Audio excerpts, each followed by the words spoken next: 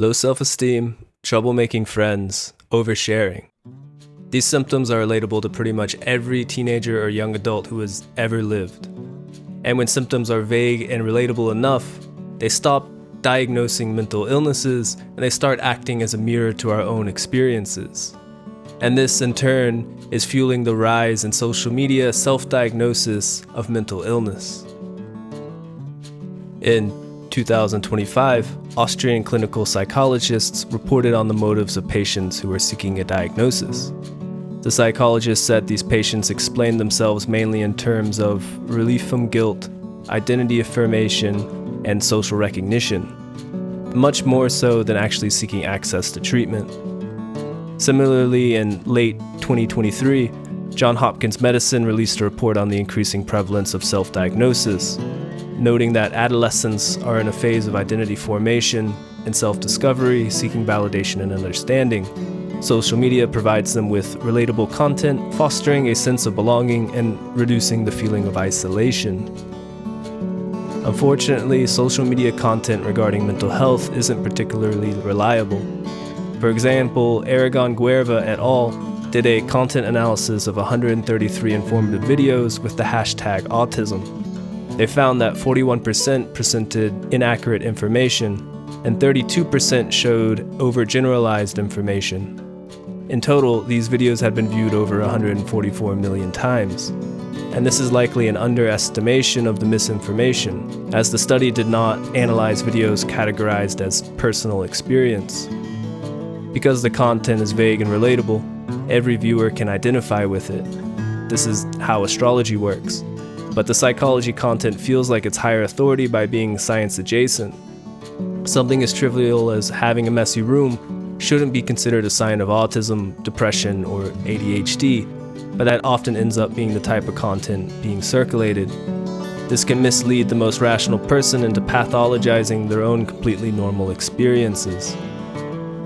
And there's actual psychological danger with associating with a self-diagnosis and a label, because identifying with labels can become self-fulfilling behavior loops.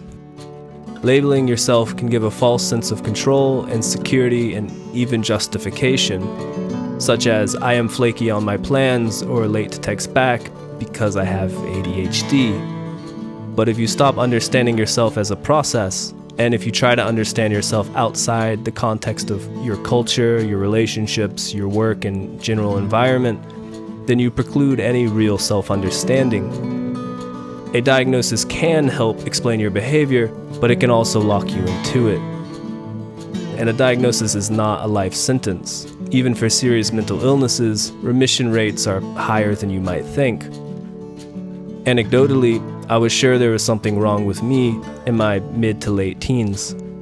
I had symptoms of social anxiety so bad that my stomach would physically hurt before going out with friends. I often isolated myself, and I withdrew from responsibilities like school, friends, almost everything. But given enough time, new environments, and deliberate efforts to push myself socially and emotionally, I became more confident, developed healthier habits, and my symptoms became manageable or completely went away. If I didn't force myself through these experiences that I found painful and intimidating, then I wouldn't have grown. At the time, I would read about mental illness and I would see myself in some of the symptoms. I could have given myself a label and hid behind that, but I didn't. And I was able to come out on the other side.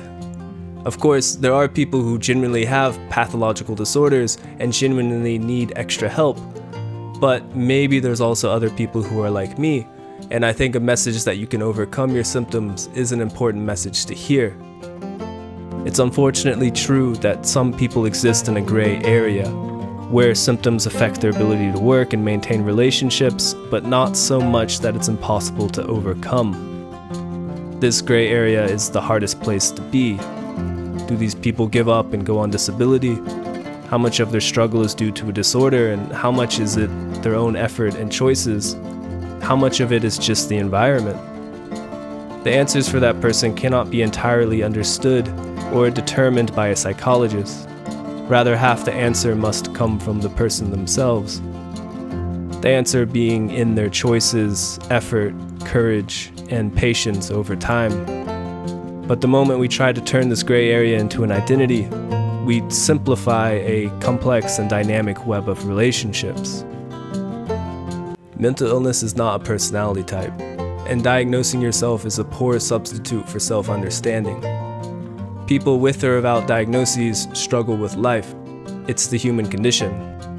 We all struggle to get out of bed in the morning, we all get nervous before meeting new people, and we all sometimes overthink our problems. It's called being human, despite what social media might want you to believe.